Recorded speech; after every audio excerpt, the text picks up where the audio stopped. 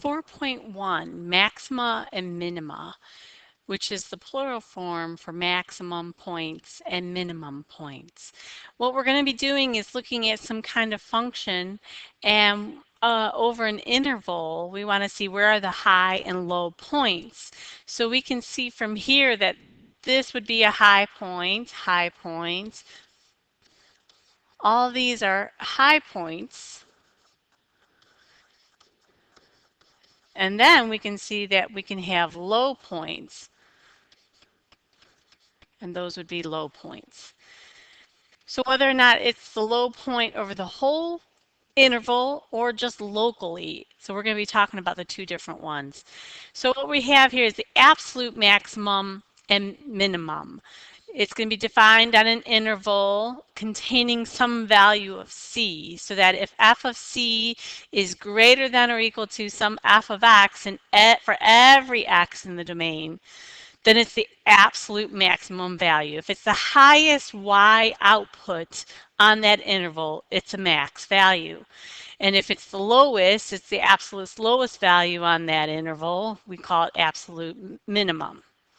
We call them these extreme values, or extremas, are what we're going to be talking about. So I have, for example, 4 different pictures here. And I'm not even talking about differentiability or anything yet. I'm just looking at this graph. And remember, absolute extrema, we can use sometimes the word global over the whole picture. It's the same thing as absolute. Sometimes they're interchangeable, and sometimes they only use absolute. But if you hear the word global, you should know it means absolute. So for this first picture, we can see that there is only a minimum value here, and it's the absolute minimum because it's over the entire graph, and there's no max. For number 2, I have this function. It's only a piece, and it's this closed interval. This would be my max, absolute max, and this would be my absolute min value here and here. Pretty self-explanatory. The highest y output and the lowest y output. For number 3, though, we can see that I have an absolute max here at this point. It's closed, but there is no min. I cannot say because this end point of this interval is not included. So number 4, I have no max or no min because the endpoints are not included. So then if I had these two, strictly not even thinking about anything in the terms of differentiability, just strictly looking at the graph, and if I had this interval that was from 0 to 1, I could see I have no max, but I have 2 absolute mins at x equals 0 and at x equals 1 because of that point on the 2 points on the x-axis. It's a closed interval, so we have no max and 2 mins. Then if we look at this second picture, we can see there's actually no max or min because of what would be the highest and what would be the lowest y values. So it's no max or min in this case. It is 2 pieces of a function, and it passes the vertical line test. But we brings up maybe more points that we have to look at for this. So we've kind of found 2 conditions for absolute max and min. It has to be continuous on an interval, and they have to be closed and bounded. So we have then, we're going to go on to the extreme value theorem that says a function that is continuous on a closed interval from A to B has an absolute max value and an absolute min value on that interval. So this is trying to make sure that we're closed and continuous then we have to have a max and a min. So I have two pictures here again. So in this one, we can see that our closed interval from A to B, and I may have some value, could be the endpoints, max or min, and here I can see this would be my absolute min at C, and then I would have an absolute max at the endpoint A. So then when I look for example 11 here from the book, we are given something like this and we're looking for max and mins. It looks like, yeah, I have a bunch of different max and mins, but this would be my absolute min over this closed interval, and this would be my absolute max over the closed interval. Okay, moving on. We have local max and min values now. So if we can like zero in, for example, if I had a point like this that I'm assuming is a max value, but if I'm going to do a bunch of secant lines through it and see that all of these would be reaching a point, and then the slopes would then be going, as I approach it, the secant lines would have a certain value. You know we're going to approach a horizontal, and then I would be decreasing in my slopes again. So then that's would be a local max point at that point. So it's if we can zoom into a specific area on a closed interval and see if we can evaluate its max or min values. So coming back to that concept that there's going to be a max or min value when the horizontal tangent line has a slope of 0 is going to be important to us. So for number 15 in the book, it's asking us for local and absolute value max and mins given this graph. We can see over the whole function, I have an absolute min at, oops, we'll say at A. We can say an absolute max at B. And then I'm going to have some locals. What's happening in between? I obviously have some kind of horizontal tangents happening here, here, here, and here. But what kind are they? So we're going to say a local max will be at the points, looks like P and R. And then we'll have a local min at, it looks like Q and S.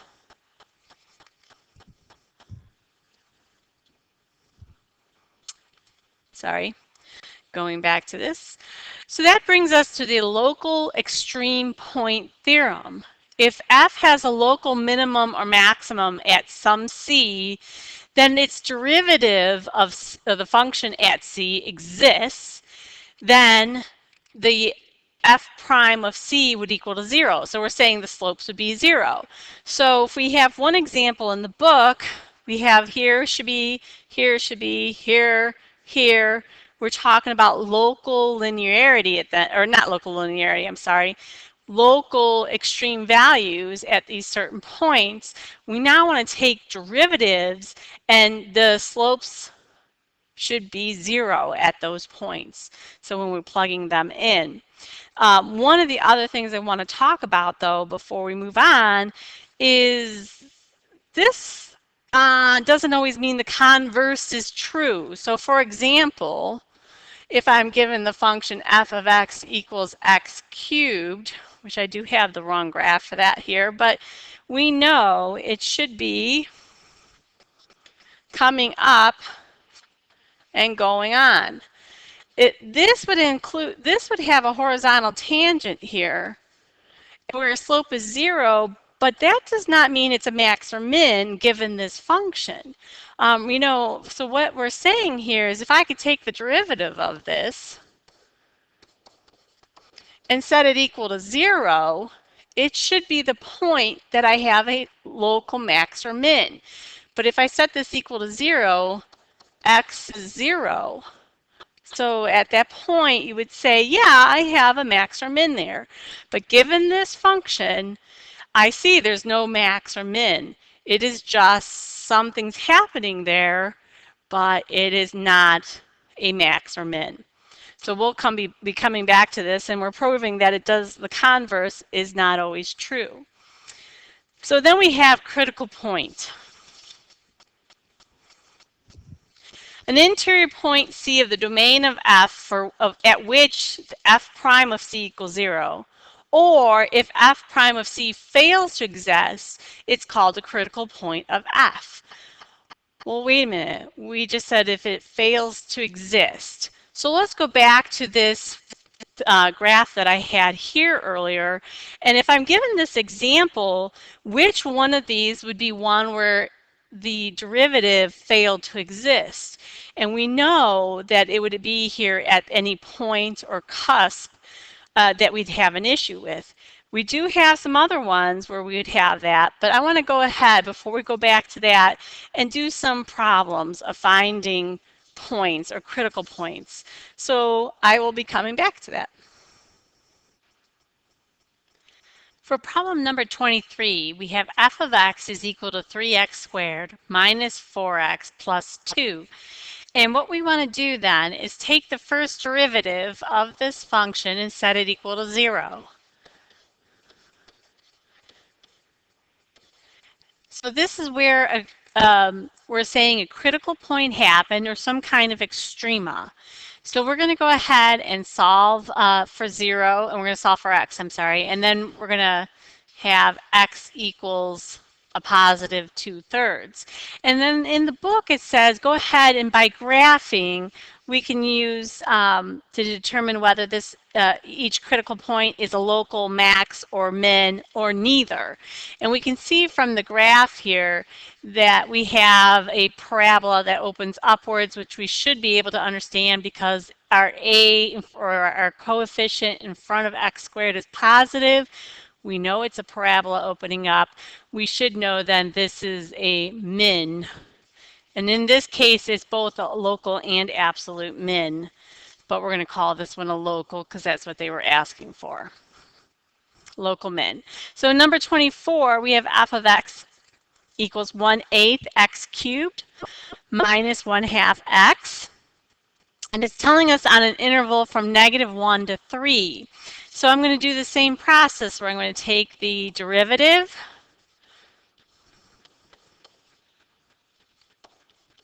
set the derivative equal to 0, and solve. And for this case, we should get where x equals a positive and negative 2 times the square root of 3 over 3, because I rationalized the denominator. But we have to make sure it falls into the interval that it was given to us, and in this case only the positive one would fall into our interval. And if we can check from the graph, since we're going to be going from -1 to 3, I can see that this value at this point, which looks to be approximately right at this point, I have a local min. So that's what they want us to do in those first few problems that we have. So going back to critical points, we had ones where they were equal to 0, but they fail to exist. But remember, there's two cases that we could have one here. We have a critical point, but there is no max or min. And then we can have a critical point such as this example where it doesn't exist. Another two cases we could do here for that critical points. So let's see here. Let's locating absolute maximum and minimum values. We're going to assume the function is continuous on a closed interval. We're going to locate the critical points C in an open interval A to B where the derivative is equal to 0 or does not exist. These points are candidates for absolute maxima and minima.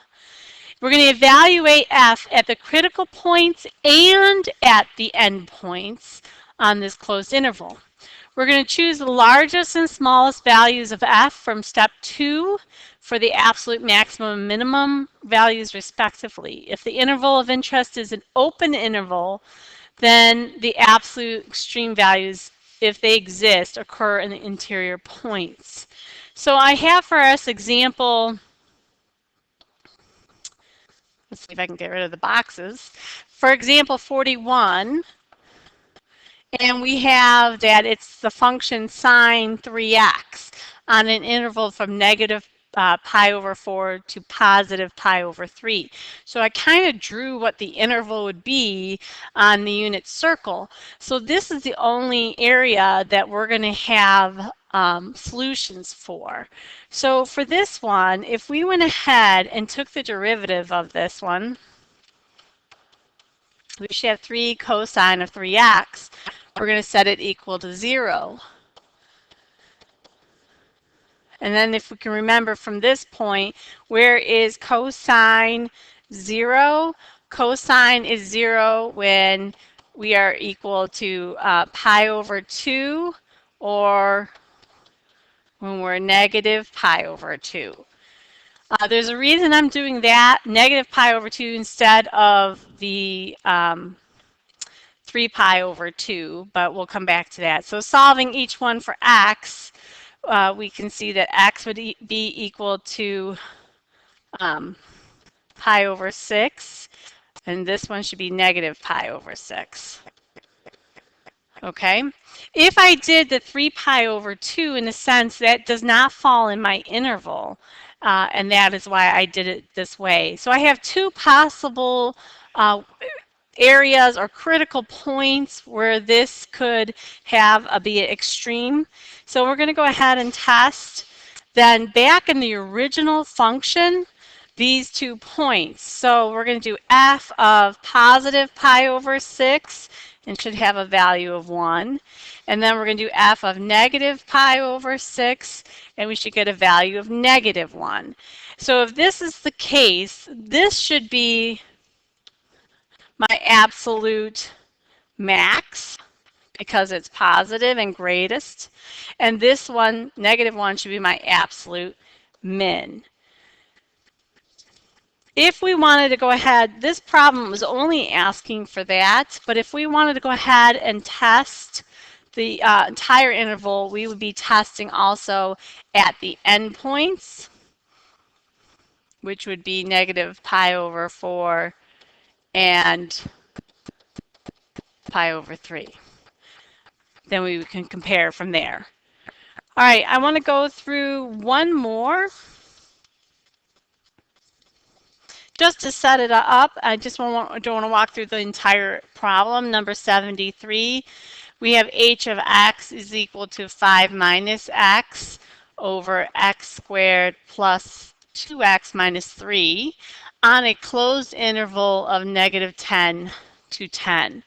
I'm not going to go through the entire problem, but this one, you're going to have to use the quotient rule for the derivative. And when you go set equal to 0, your answer does come up with a radical. If you want to try to keep it as far as leaving the answer in radical form as long as you can, so that when you go to evaluate it back into the function, try keeping the whole exact answer in. The answers are going to come up being decimals, but remember, keeping it exact as long as possible is a better answer.